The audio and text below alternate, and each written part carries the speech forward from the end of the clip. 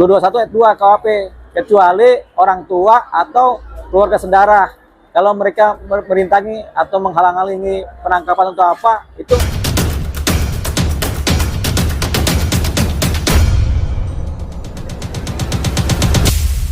Praktisi hukum, Deolipa Yumara mengatakan polisi sebaiknya membebaskan Peggy Setiawan alias Peron dari kasus pembunuhan Vina Cirebon. Menurutnya, bukti atau saksi yang ada tidak cukup kuat untuk menjerat Peggy. Penyidik juga diimbau untuk menghentikan penyelidikan kasus pembunuhan Vina Cirebon dan Eki. Jadi perkara peradilan Peggy Setiawan ya, ini perkara sudah berjalan dan di Senin depan adalah putusan.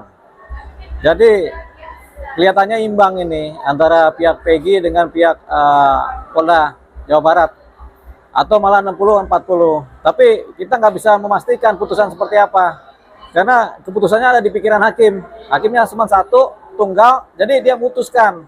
Suka-suka hakimnya memutuskan seperti apa. Tapi dasarnya adalah kepada Tuhan Yang Maha Esa kan, tanggung jawabnya. Jadi hakim memutuskan timbang-timbang. Kalau dia memenangkan Polda Jawa Barat, berarti Polda Jawa Barat menang. Kalau dia memenangkan si Peggy, Peggy menang, Peggy dibebaskan. Tapi semua kan tergantung pikiran hakim dan keyakinan hakim. Setelah hakim kemudian menilai berkas-berkas, kemudian menilai saksi-saksi yang ada, menilai gugat-gugatan dan apa jawaban gugatan yang ada, hakim yang menilai. Bahwasanya situasional terjadinya persidangan, hakim juga menilai, saksi ahlinya bagaimana, hakim juga menilai. Tapi semua itu ada di kepala hakim. Nggak bisa kita bilang nanti putusannya si A menang atau si B menang. Jadi tergantung hakim dari Senin. Kita lihat aja di hari Senin seperti apa putusannya. Apakah tadi menyebut hakim dan hakim-hakim itu paling independen Bang dalam kasus Peggy Setiawan Ya. Tidak bilang awalnya juga tidak ada kepentingan Bang. Ya. Nah, apa berstatement kata hakim itu apa dengan prosedur dari pra-peradilan itu udah jelas terang-terang bahwa siapa A dan B. Ya, jadi secara spesifik memang hakim adalah independen. Karena independen tadi ya tergantung hakimnya. Kadang-kadang ada juga hakim yang kemudian dengan independennya kemudian memutuskan putusan yang bertentangan dengan nilai-nilai keadilan masyarakat, ada juga. Tapi kita lihat ini kan hakim independen. Independen seperti apa kita nggak tahu gitu. Jadi kalau kita bilang ini hakim arahnya ke sini atau ke sini ngikutin pikiran kita ya nggak bisa juga. Walaupun ya 70% masyarakat Indonesia bilang yang menang Peggy. Ya, tapi tetap aja pikiran hakim kita nggak bisa baca. Tapi kita cuma bisa ngira-ngira. Nah, kira-kira itu bisa benar, bisa salah, tapi tetap aja yang ini adalah hakimnya. Nah, kan hakim nggak bicara apa-apa, adanya di kepalanya, di pikirannya, dituangkan lewat panitera, diputuskan, disampaikan. Nah, itu baru hari Senin. Jadi kita baru tahu hakim arahnya kemana pas hari Senin tadi.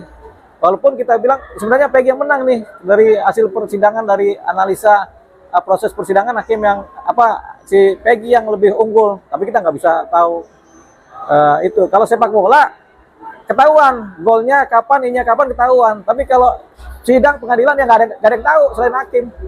Benar, gitu. Benar kan? Ya. Mana hakim itu bilang balik lagi ke hakim. Betul.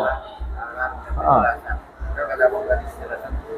Ya. Iya, benar kata hakim. Tadi balik lagi ke hakim. Tapi dari prosedur peradilan yang sudah berjalan ini Bang, tapi awalnya kan dari Jabar itu tidak datang. Kita Ya. kenapa dia tidak datang? Apa karena belum valid?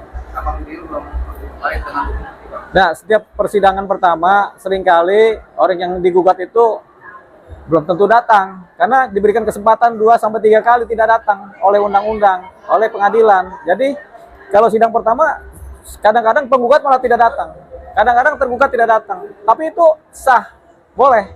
Jadi nggak bisa itu dipermasalahkan. Kita juga kalau ada gugatan klien kita digugat, kadang-kadang hari pertama mulai sidang kita nggak datang, tunggu minggu depan aja begitu. Jadi begitu. Jadi ini nggak bisa dipermasalahkan. Jadi persidangan tetap sah walaupun si tergugat di sidang pertama tidak hadir. Jadi nggak ada nilai positif atau negatifnya. Kemarin kan dari Jabar itu mengasih ahli dari Polri. Ya. Dari Polri menjelaskan bahwa fakta-fakta itu masuk dari subsidi atau analisanya sudah benar dengan penangkapannya di tersangka yaitu Peggy Setiawan. Abang melihatnya gimana Bang?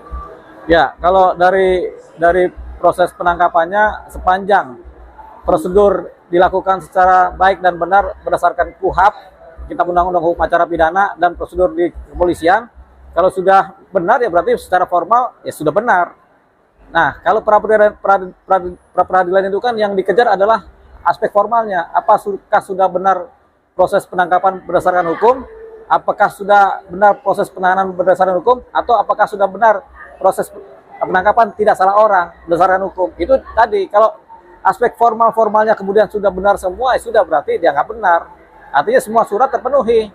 Karena peradilan itu yang dikejar surat-surat administrasinya, bukan fakta-fakta kejadian perkara. Nah, kalau fakta-fakta kejadian perkara sama pelakunya itu adanya di pokok perkara, sidang utama, sidang pidana. Kalau ini kan sidangnya sifatnya perdata. Peradilan itu sifatnya perdata karena ada penggugat, ada tergugat, ada gugatan, ada jawaban, ada replik, ada duplik. Nah, itu sifatnya perdata semua tuh. Tapi kan kemarin itu ada salah satu analisa yang bahwa semua polisi atau penyidik menyajikan perkara ini dengan tersangka itu kan ada gelar perkara, Bang. Abang melihatnya gimana, Bang? Enggak serta-merta setiap penangkapan itu didahului dengan gelar perkara. Jadi kadang-kadang kalau ada maling, tangkap dulu malingnya, kan gitu kan, baru kemudian diproses administrasinya, begitu. Jadi kalau pidana tuh macam-macam. Nah, kalau kasus Peggy sebenarnya kan ini sudah ada inkrah, ada putusan pengadilan yang inkrah, sehingga putusan ini yang dipakai. Terus DPO-nya siapa? Nah, ini baru persoalan kalau kasus Peggy. Tapi kalau memang kasus ini ada, misalnya sekarang kasus pembunuhan sudah ada terjadi, ditangkap dulu orang-orangnya dulu, baru diproses administrasinya, itu bisa, boleh, karena kan sifatnya spontanitas, gitu. Jangan kalau ada kasus pembunuhan, orangnya sudah ngebunuh, orangnya lari, kita bikin dulu macam-macam suratnya, padahal orangnya lagi lari tuh, yang masih bisa kejar. Namanya ini kan tertangkap tangan kan. Nah, kalau kasusnya Peggy tidak, dia kan tidak tertangkap tangan, jadi harus administrasinya harus ada dulu, apalagi sudah ada landasan yaitu putusan pengadilan yang inkrah 8 tahun yang lalu. Jadi itu yang dijadikan dasar, baru dia siapa-siapa baru diproses lagi. Buktinya mana, ininya mana. Karena bukan tertangkap tangan kan. Kalau Peggy ini kan bukan tertangkap tangan. Tapi orang yang diduga melakukan pembunuhan bersama-sama. Nah, itulah proses administrasinya harus lengkap. Itu yang sedang dikejar oleh pihak pengacaranya Peggy. Kelengkapan administrasi secara hukum acara pidana. Banyak berkomentar dari kuasa hukumnya Peggy sendiri. Perkara di peradilan ini cuma hanya dominan tersangkanya Peggy, juga membahas soal kenapa dia ditangkap dengan 8 tahun ke depan, 8 tahun menjelang. Gimana Bang? Ya, jadi pasti ini kan penggugatnya adalah Peggy, kuasa hukum Peggy. Jadi yang difokuskan tentunya adalah perkaranya Peggy. Peggy sebagai apa? Sebagai tersangka, satu. Yang kedua, sebagai orang yang ditangkap, dua. Yang ketiga, sebagai orang yang ditahan, tiga. Jadi ya fokus sama Peggy aja. Apanya? Formalitas penangkapan Peggy, formalitas penahanan Peggy, formalitas menangkap Peggy sehingga tidak salah tanggap, kan begitu. Itu yang dikejar. Artinya bisa menggugurkan juga ya status dia sebagai tersangka gitu ya. Iya, kalau Peggy menang, kuasa hukum menang dalam pra peradilan, ya Peggy lepas otomatis, begitu, dapat ganti rugi. Tapi masih ada kemungkinan untuk ini juga nggak, mungkin pihak dari kepolisian yang berseberangan dengan Peggy sendiri untuk melapor balik atau kayak gimana sih? Tidak, pra peradilan itu cuma sekali. Tidak ada lagi banding, tidak ada lagi kasasi. Ya pra peradilan sekali aja udah. Yang ketika Peggy menang. Ketika Polda Jabar menang, ya udah proses lanjut untuk perkara utama, sidang utama gitu. Ya. Tanggal 1 Desember hari Senin juga Ya. Dari sisi apa sudah berperan untuk melihat Peggy itu berapa persen Bang, dalam tanda kutip kalau ini real memang Peggy itu sebagai tersangka dan bukti-bukti yang Ya. masyarakat melihat. Gimana Bang? Yang kita lihat ini kan putusan hakim yang memutus. Jadi yang kita lihat pikiran hakim bagaimana nih, persentase hakim memutus. Jadi bukan kita memprediksi bahwasanya putusan seperti apa, tapi bagaimana hakim memutus. Jadi kita nggak tahu nih, kita bilang 70% Peggy menang, tapi pikiran hakim beda sama kita. Karena ini cuma satu. Kalau ada 5 hakim atau 7 hakim masih bisa kita timbang-timbang, tapi hakimnya cuma satu, adanya di kepala dia. Dan hakimnya juga kan nggak banyak bicara, banyak senyum, banyak tawa doang gitu kan. Mana bisa kita kira-kira? Ya kalau kita pribadi ya mungkin Peggy menang 60%, pikiran kita pribadi. Tapi kita nggak tahu hakim bagaimana putusannya. Pertimbangannya berdasarkan apa sih Bang sebenarnya? Ya berdasarkan kepatutan dalam menangani perkara, penahanan bagaimana, penangkapan bagaimana, saksi bagaimana, bukti bagaimana yang dihadirkan di persidangan. Kan Polda Jabar juga saksi ahli goyang-goyang tuh. Kalau saksi ahlinya si Peggy bagus banget, saksi ahlinya Polda Jabar kan masih ragu-ragu menjawab segala macam sehingga bisa diambil semuanya. Seperti itu. Ini kan peradilan nanti bisa dikatakan dugaan Peggy jadi tersangka masih di pengadilan Bang. Ya. Ya kan? Masih di pengadilan Bang. Kalau sudah peradilan ini. Kalau peradilan Peggy kalah, berproses, berkasnya dilempar lagi ke kejaksaan, belum tentu langsung masuk pengadilan. Jaksa juga menganalisa, kalau belum lengkap balikin lagi, kalau dilengkapi lagi, kalau udah lengkap dimasukin pengadilan, tapi belum lengkap balikin lagi. 5 kali belum lengkap dibalikin lagi, Peggy juga bisa lepas. Lepasnya kenapa? Karena masa penahanannya habis, jadi belum tentu juga masuk ke persidangan. Tapi uang yang beredar kan kemarin juga mengajukan kejaksaan itu juga membalikan berkas dari Iya, baru 1 kali kan membalikan berkas, nanti dibalikin lagi sama polisi, sama penyidik. Ntar dibalikin lagi, kalau belum lengkap balikin lagi. Kalau sampai 5 kali aja bolak-balik dianggap berkas nggak lengkap, Peggy lepas demi hukum. Begitu. Udah ada statement dari kejaksaan juga bang, jaksa sendiri bahwa memang berkas ini belum valid banget dan masih banyak 20 dan 1 bukti. Iya. Akan tidak ditersangka. Betul, makanya kan ini kan prosesnya masih panjang. Jadi tidak semudah yang kita pikirin. Kalau misalnya udah Peggy kalah, dia akan sidang utama, belum tentu. Tergantung jaksa juga. Begitu. Kalau yang udah jadi tersangka dan sekarang sudah menjalani jadi narapidana bang, abang melihatnya gimana bang? Apa memang harus juga PK atau gimana nih bang? Karena Iya. pengacaranya juga masih bersikeras, nggak orang-orang itu tidak Ya itu adanya di Mahkamah Agung ketika kemudian para terpidana yang sudah inkrah kemudian mengajukan PK, ya mereka siapin bukti-bukti. Kan yang analisa adalah Mahkamah Agung. Tim dari Mahkamah Agung analisa. Apakah bisa PK diterima atau ditolak? Ya kita nggak tahu juga. Tergantung juga ini apa bukti-bukti yang diajukan oleh pihak pengacaranya para terpidana yang kemudian mengajukan PK.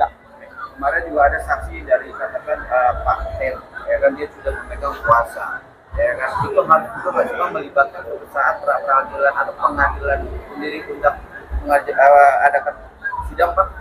Yang mana nih? Yang Pak Tel kan kemarin Pak. Pak RT kenapa? Kemarin itu sudah keluar Pak, tapi diwakili oleh pengacara kuasa sendiri. Ya. Ya kan dia siap sebagai saksi itu memang harus nggak cuma mengikat. Setiap orang kalau perlu pengacara boleh, saksi pun boleh perlu pengacara. Untuk apa? Untuk mendampingi dia di proses BAP, berita acara pemeriksaan, proses pemeriksaan polisi, dia boleh didampingi oleh pengacara walaupun saksi.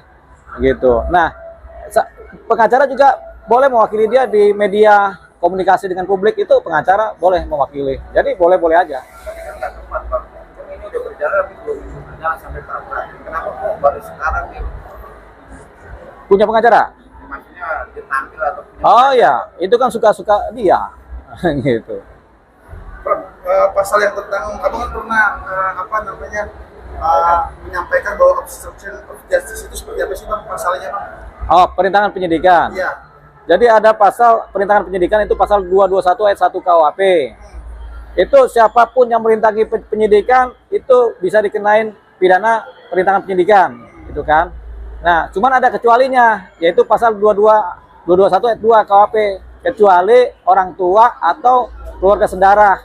Kalau mereka merintangi atau menghalang-halangi penangkapan atau apa, itu tidak dianggap sebagai perintangan penyidikan. Dihapuskan pidananya. Walaupun mereka dianggap merintangi penyidikan, tapi dihapuskan pidananya oleh undang-undang. Berarti keluarganya tidak ada indikasi untuk dihukum gitu ya? Tidak bisa dihukum. Kenapa? Walaupun mereka merintangi penyidikan, masuk memang unsurnya. Keluarga ini bapaknya Peggy merintangi penyidikan, masuk di pasal 221 ayat 1. Tapi karena pasal 221 ayat 2 bilang, kalau bapaknya atau keluarga saudaranya, ya dihapuslah pidananya, kan begitu. Seperti itu. Ya. harapan Bang untuk besok kita nanti sebagai untuk melihat kasus ini gimana? Harapannya itu hakim memutus seadil-adilnya bagi kepentingan masyarakat Indonesia untuk keadilan, begitu. Jadi hakim kalau memutuskan Peggy menang, dasarnya apa disampaikan. Kalau hakim memutuskan Polda Jabar yang menang, dasarnya apa disampaikan secara lengkap supaya masyarakat mengerti dan paham dan memahami, oh ya itulah putusannya seadil-adilnya tadi. Jadi harus ada landasan putusan, yang paling penting itu.